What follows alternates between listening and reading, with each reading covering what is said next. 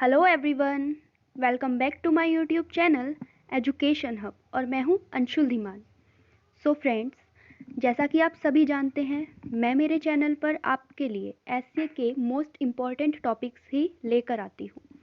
या तो अगर आप किसी कॉम्पिटिटिव एग्ज़ाम की तैयारी कर रहे हैं या फिर जैसे हमारे नेशनल और इंटरनेशनल डेज सेलिब्रेट किए जाते हैं जिनके लिए नेशनल और स्टेट लेवल पर कॉम्पिटिशन्स ऑर्गेनाइज कराए जाते हैं, तो ऐसे ही हमें उसमें जो थीम दी गई होती है इम्पोर्टेंट, उन पर मैं हमेशा आपको ऐसे प्रोवाइड कराती हूँ अपने चैनल पर।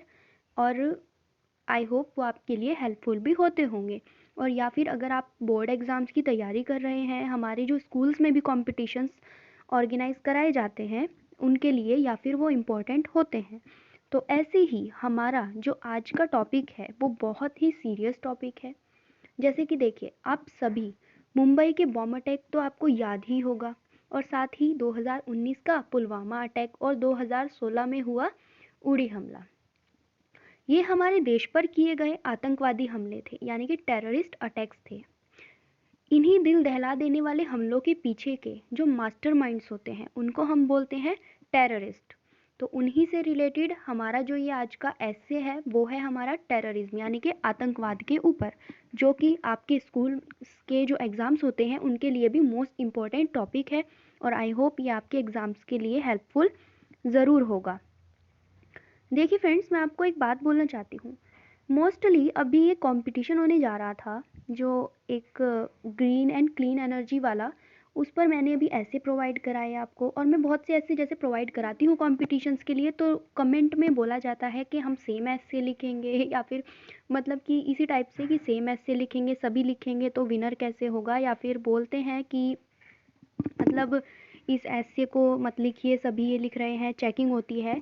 तो मैं आपको बोलती हूँ, मैं आपको ये कभी नहीं कहती हूँ कि आप same as it is this ऐसे को आप इस वाले को लिखिए।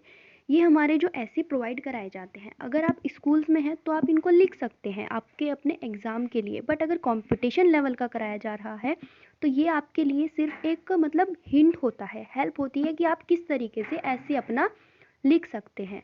तो हम सिर्फ यहाँ पे मतलब मैं आपको हेल्प करती हूँ, अगर आप इसको लिख सकते हैं। वैसे सभी को अपना खुद का ऐसे लिखना होता है ना। हम सिर्फ आपकी हेल्प करते हैं कि आप इस तरीके से इस पॉइंट्स को बना के इम्पोर्टेंट मतलब कुछ अच्छा लिख सकते हैं, और इनमें से आपके लिए ये हेल्पफुल ज़रूर होते हैं।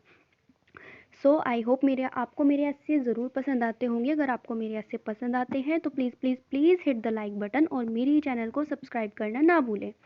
तो आइए देख लेते हैं हमारा आज का ऐसे। Terrorism is a significant threat to peace and security, prosperity and people. Unity in diversity is a major feature of India. Our constitution has included the same diverse people equally among themselves. But many countries remain settled after seeing this wonderful harmony of diverse cultures.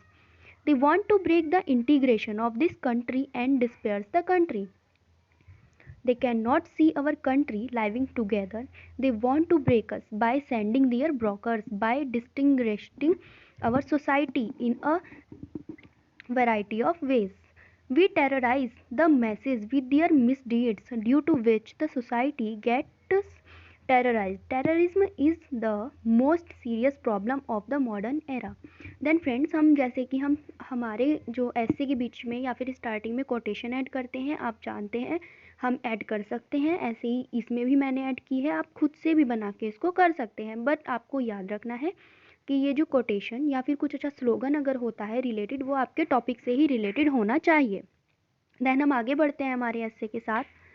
The problem of terrorism has become a major problem not only of our country but of all countries. Who could forget the date 26 November, better known as 26/11, where 10 terrorists entered the country and attacked the economic city in India, bringing grenades, pistols, automated rifles, and other destructive weapons.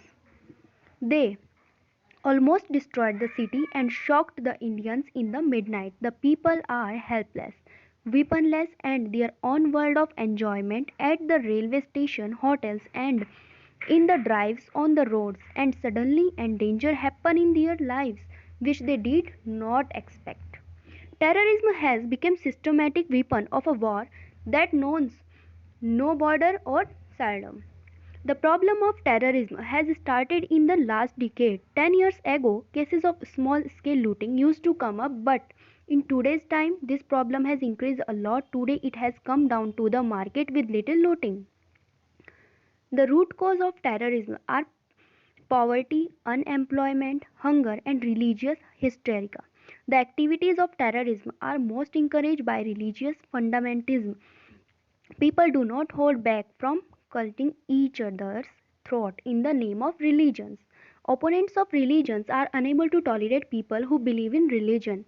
Government of India should take drastic steps to end terrorist activities. To do this, one must first strengthen law and order wherever the international border is touching the border of our country. The block of all those areas should be done due to which the terrorists fail to get arms, ammunition, and training from across the borders.